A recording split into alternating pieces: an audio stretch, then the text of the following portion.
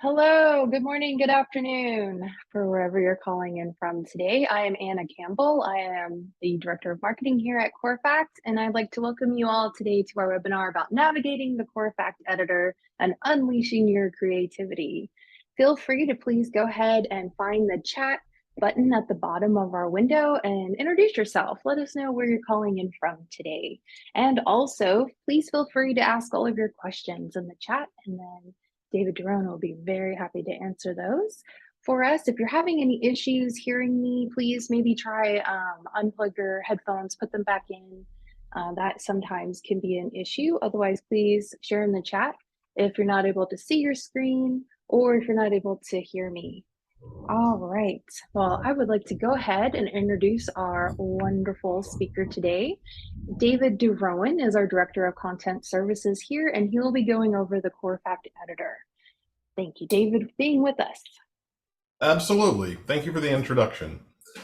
Well, good morning, everybody. My name is David Durowan, and just a little bit of background. I have been with Corefact for about 10 years. I am the Director of our Content Services team. I helped to develop the editor, and my group is in charge of managing all of the templates and working through the custom upload orders and everything that you guys send our way. So welcome. Thank you for being here today. I thought it might be helpful to take a couple of minutes to go through some of the ins and outs of the editor.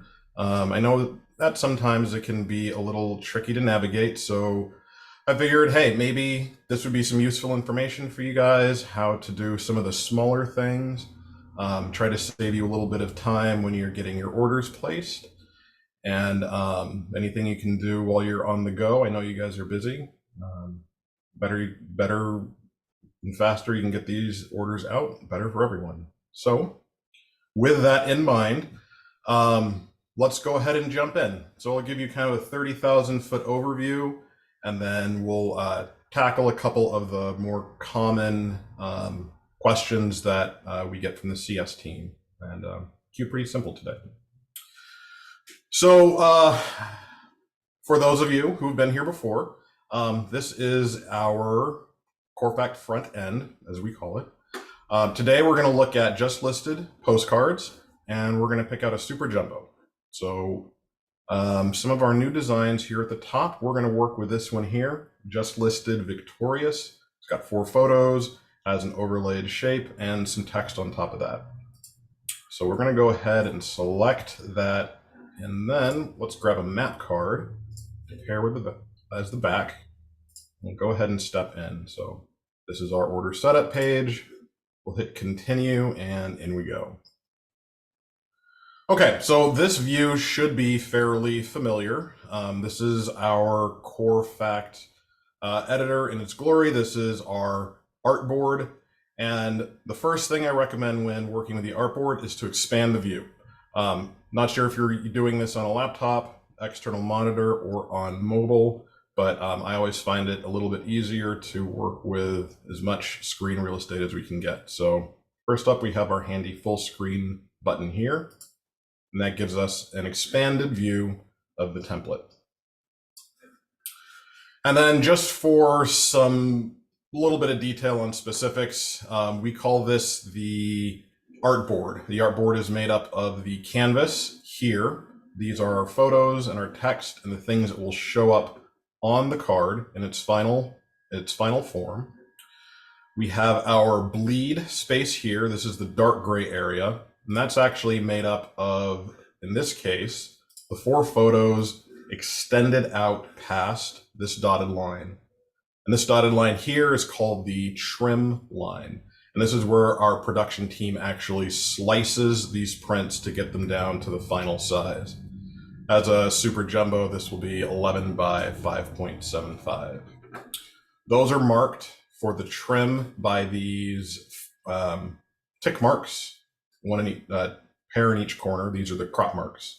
And the crop marks are what guides our production team to slice down each print to its final size. So they'll print these on large sheets of paper, may or may not be aware, and then they trim it down to the final size. So If you're working on any custom pieces and you have your content set exactly at your final size, we may request that you extend it a bit to add in the bleeds, and that is what we're referring to here. So what does all this mean? Well, in this case, we would go ahead and drop in 4 different photos, external or internal property photos, to populate this card. So I'm just going to run through a quick sample there. So in this case, we'll start here at the top left. I'm going to go ahead and upload. And what I like to do is drag and drop photos into place. Photo number 1. And then we're going to grab photo number 2. We can also browse directly on our computer to that. But I always find it a bit easier just to shortcut to drag and drop when we can. So we're going to do exterior 2. System recognizes JPEGs. It'll recognize PNG files, and it'll recognize TIFF or TIFF files. So a couple other file types, but those come with their own little quirks. So for this example, we'll keep it simple. All right, we're going to go into our next one. Interior shot 1. And our final photo, interior shot 2. Okay, so why bring all of this up? I just wanted to give a couple of different examples of what this looks like. So the first thing you'll notice is here, this image has a flag for low resolution. This happens from time to time, and that is a matter of the image itself was set up at a resolution below our standard of 300 dpi at the size it's used for. So in this case, we can actually see this flag go away if we were to reduce the size of our block. You get it pretty small in this case. It's probably a low resolution photo. So this will print at a higher resolution the smaller the image is. In this case, it doesn't necessarily help our example, but you can print it with a low resolution flag, but we would ask you to acknowledge that that exists on your order. There's a checkbox in the close to the checkout page when you're going through your order. So there is customization available to us here regarding the images. One of those components is resizing. This comes up a lot. If, let's say, these are going to be borderless images, that's how the design is set up, but let's say you actually wanted to have each of these appear with a border around all of our photos. So what you would want to do is select your image, and then you can drag either from one of the sides of the image or from one of the 4 anchor points of the image and resize that way. So I grab from the top initially, I'll grab from one of the anchor points in this case, and you'll notice that you will see some guides appear that provide alignment. That helps us keep multiple images situated together and aligned together. So we've got it. You'll see a guideline here going horizontally and another one vertically to match the edges of these 2 cards. And then you'll see one horizontal here when we bring down our top level, our top border of this image. And you'll see one vertically because it's aligning to the image below it. All right, and then we're going to bring in the sides of these images as well. And what we've done here is adjust and customize this Corefact set template to something that may be more appropriate for our taste on this order. Give it a nice border. Next, we have our text. We have our logo. So our logo will populate from the logo that is applied to our account under the personal information page. So in this case, I have a sample realty logo set here. But if I wanted to use an alternate logo, or let's say I just wanted to use another property photo or whatever image I choose, I can upload something else directly on there. So in this case, I'm gonna choose a exterior shot of a property lot, and we'll get that uploaded. Okay, so let's say this is my my fantastic image that I wanted to use, but we'll see in this case that the block is actually a lot larger than this particular photo. So we have a couple of options to address that. And this will come up from time to time with headshot photos or with other property photos if the dimensions of the photo and the dimensions of the block may not match. We have this option here, which is our crop tool. So when we click that, we have a couple of different ways to fit this photo into any given block. Logos typically are set to contain. That makes sure that the entire logo will fit inside of the block that it's populated to. Our second option here is cover, and this will fit the entire image into the entire block. And it centers in on the view, which may or may not be what you're looking for. And in those cases, we can, while we have the crop tool open, we can click and adjust the positioning of our image to fit inside of that block. So when we're done, we click the crop tool again, and we've now repositioned it. It looks a bit blurry in this case. That's just this rendering on screen. This will print out at full resolution. So that can, any of that can be applied to any image. Our last option, sorry, I'm doing a lot of clicking here. What's going on is I'm trying to get that item there. We have a couple of other items that are on our editor, which are larger. In the event you've got a larger item clicked and that block is overlaying something you need, just click off of the artboard to deselect, and then click back into whatever you're looking for. All right, last bit on the crop tool, we have a third option here, which is stretch. And that will just force the image into our block regardless of aspect ratio. There's no scaling, it just sort of squeezes the whole thing in there. So that's usually reserved for special cases, but just expand this out a bit so you guys can see it. Cover, and we can adjust. Contain will fit the whole image in place, and stretch will just fill in the gaps. So, okay. So we'll get this centered. This is our new design. It's what we're looking for, and we can move on to some further customization. We have our text, and our text is all managed up here. We have the space here where we can input text directly. And all of our blocks are set to reduce font size should it start to expand out, but we'd only do it to a point before it may start to bump things up to another line. So that's something to keep an eye out while you're working on your templates. Newly listed property in this neighborhood, and that bumps up to a second line. Sometimes that works, sometimes it doesn't, but we do see that from time to time where text may drop to a second line where it may not be intended to do so. So that's something to keep an eye out for while you're working on your template customization. So we'll just back this out, newly listed. All right, we have a nice bold headline. And then we have our property address, square footage, and in this case, a URL. So all of this can be customized as well.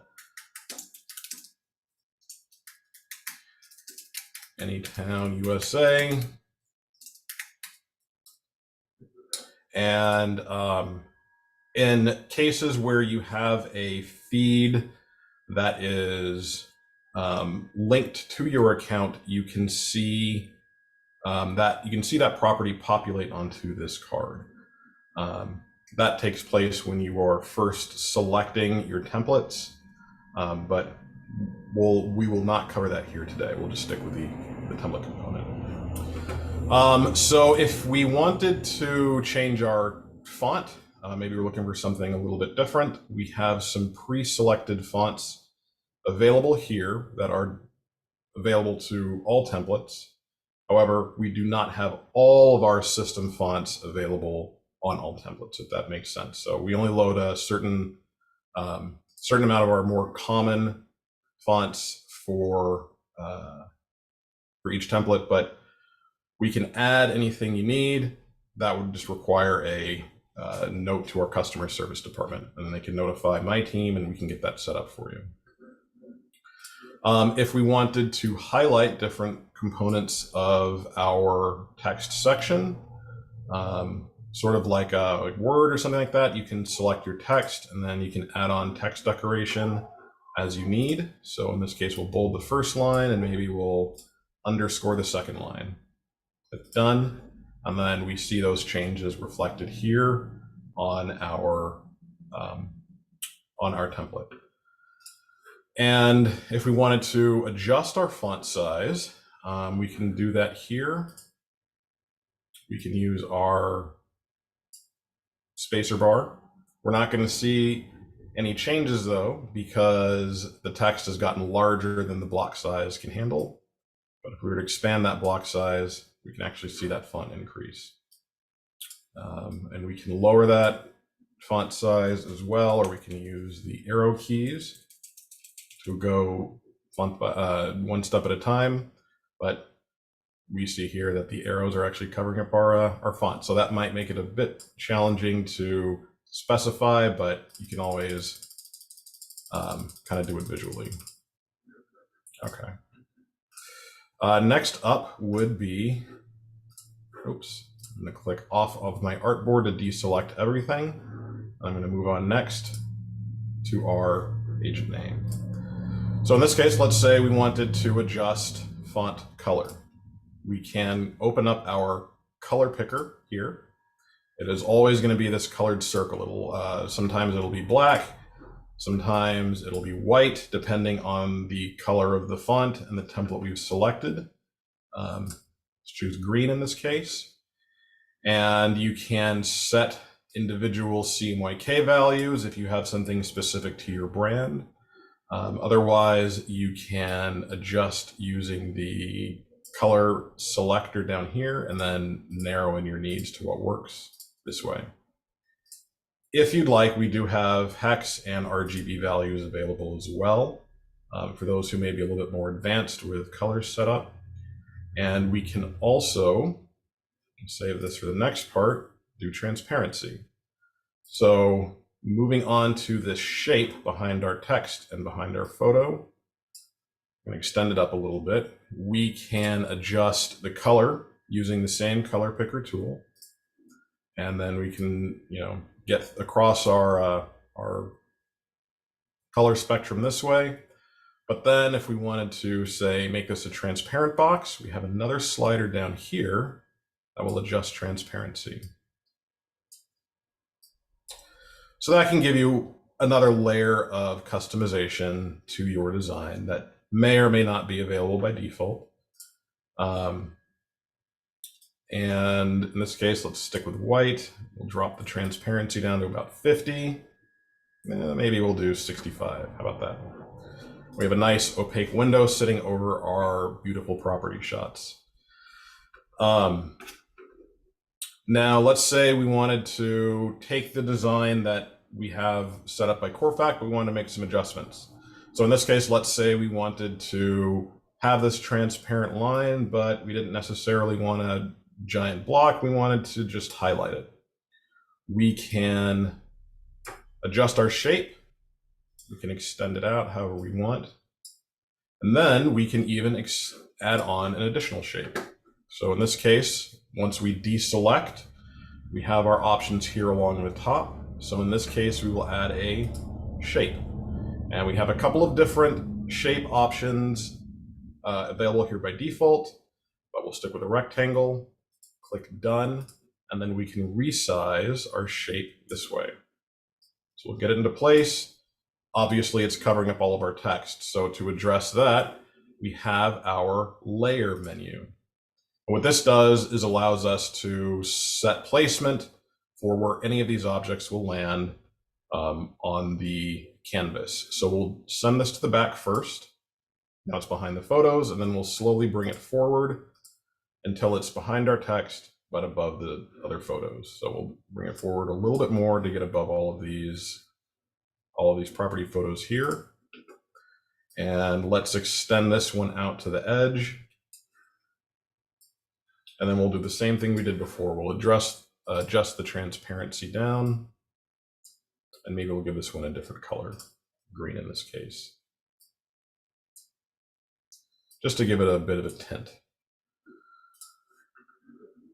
So from here, you may want to adjust your font colors, things like that, but we'll leave that to the individual when they're working on their brand new design.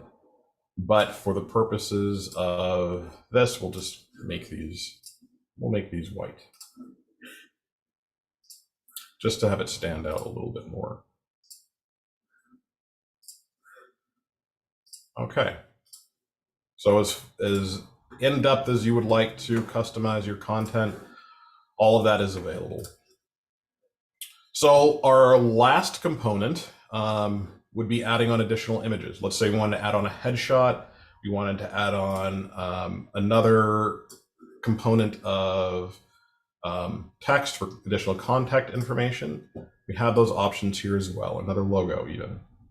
So let's say we want to add on an additional logo.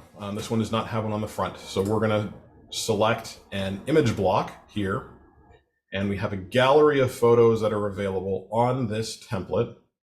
In this case, we will select our default logo. That'll place it here. So this is going to be a little bit large. What we'll do is grab one of our anchor points, and we will click and drag to reduce the size of that logo. And then we'll get this repositioned up here in the corner. Now, maybe this one doesn't work well, it's a little bit washed out. What we can do is, let's say we have a knockout logo available.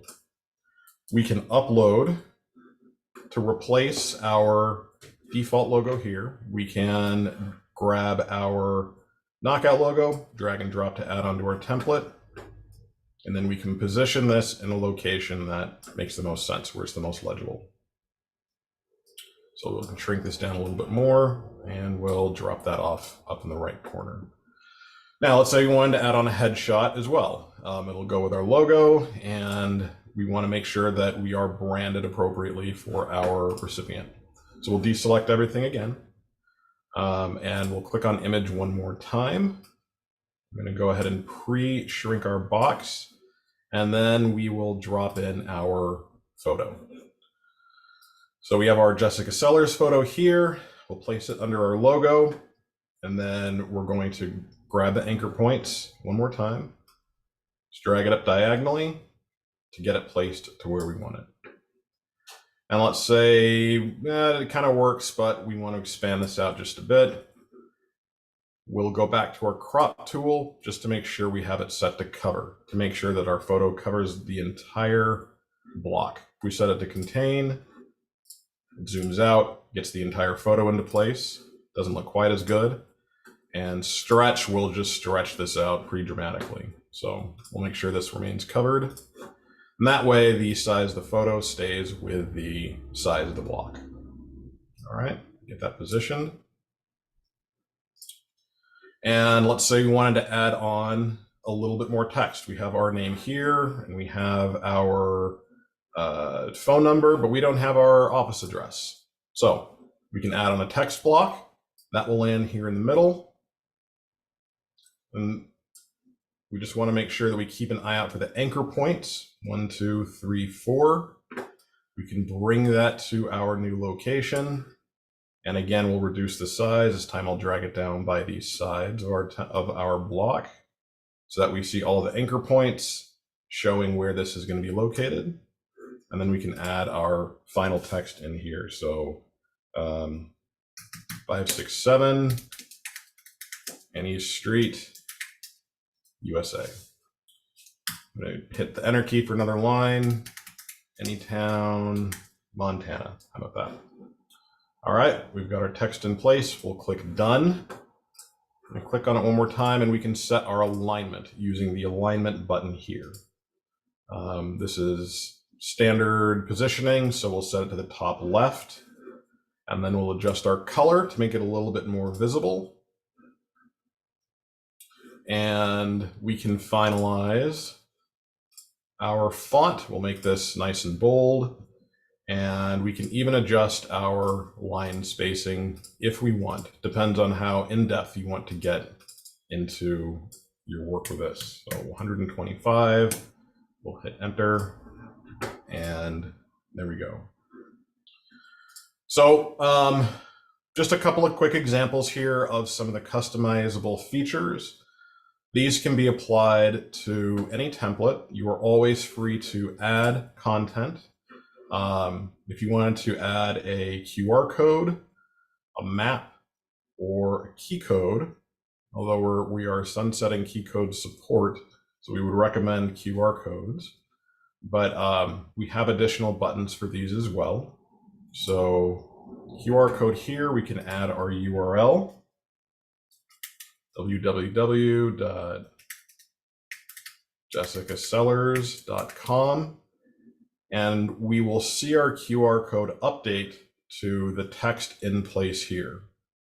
Once we click done, this is now a fully renderable QR code. You can scan it with your phone. It'll bring up this URL and take you there. I have not gone to this URL, so I don't recommend going there, but as an example. Or another option is you can set our home estimate feature directly by clicking the home estimate button. And then this becomes a direct link to our real estate home price site. David, that is such a great idea. I love adding the QR codes because then it adds a little bit of engagement. Would it Absolutely. also be a good idea to maybe add just a little bit of text about why someone would scan it or where they can expect to go or something like that? Just so people. Sure. Yeah. So to do that, we would go back to deselecting and grab our text button here. Drops off another text box here in the middle of the screen, and we can position that how we'd like, resize as we desire, and then add in our text. So this is a home estimate. Let's see, we'll get off of caps locks. Click here to find your home's value. We'll do some rough alignment. I'm a stickler for that. We'll set this to white text to make it bold, and we'll grab an extra bold font. And so we have here a QR code that is now set to our home estimate feature, and we have added on our own call to action. Lastly, we have our map button. Similar to the QR code, this drops on a preset template or a preset object, which we can then position anywhere on our piece. So if we wanted to say replace one of these property photos, the map, or split it in half, we can do that. The maps do require a little bit of sizing, so we would want to zoom this down to a level where we can get as much of the map on there as makes sense for our block. So maybe we'll shrink the block and keep it sized around the map. A note though, maps and QR codes would only work with direct mail pieces. So you could add this onto the flyer or something, but since I wouldn't be attached to a list, may not get the results you're looking for. So just something to keep in mind. So I'm going to deselect one more time, and I think that about covers our. I think that about covers great. The overview of some of the more advanced details of the editor. We can add on maps ourselves. We can add on QR codes ourselves. We can add on additional text. We can color. We can redesign if we'd like. all of this is available to you guys. So you can start with any design. You can add to that design as you'd like. You can subtract from the design and say there's something that you want to remove. Now this is a 3-photo design, right? And let's say we wanted to replace that with our map. We'll bring our map out to the crop marks. We'll extend our map behind our overlay, and we'll make sure to put this as a back layer until it's visible. So that way it will display, but we'll fill up our block with our map, something like that. That way the map will display in place of one of the photos, but is still legible. So Nice. And you can edit the front and the back of a postcard. yes, we can edit the back as well. I know we focused on the front here, but all of these features would be available on the back as well. So this back already comes with a map, and this back comes with a color block. This color block here, you see our color picker, is editable for color. So we can always change the color. But right now we have it locked for resizing. So in this case, on this design, this color field would be locked at this size. But if you wanted to adjust this to make this a little bit different, a little bit more customized to your needs, we could say set it to white. We'll deselect. We can add an additional shape. And then we can resize that so it displays as, say, a strip rather than a full color block. All right, so once we have it set, we can add our color. We'll pick blue, and then we'll set this, we'll send it to the back, and then we'll bring it forward slightly. So this gives us, again, a little bit more of a design customization, but in that case, we would also want to make sure we adjust our color of our text so everything displays. But again, it gives us additional customization. It gives us additional access to make these designs really how we want. We design templates, which inherently are static designs, stock designs, but feel free to customize as you'd like. Let's say we wanted to put a border around our headshot. We can do that using this border tool here.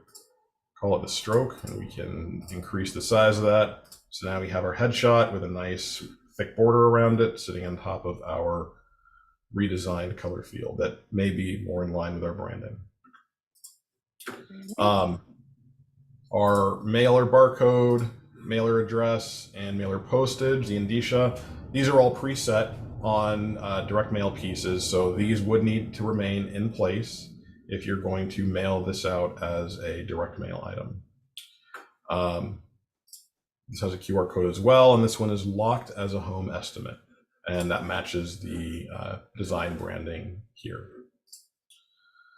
So I guess with that, that is a overview to some of the advanced features that we have on the editor.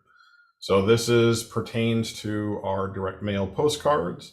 We have a little bit of adjustments we can make for print only, but we may save that one for, pardon the noise in the background. We may save that for our next event. So Sounds good. Well, thank you, David. This has been wonderful. I've learned a few things, so this was very helpful. I hope everyone else did too.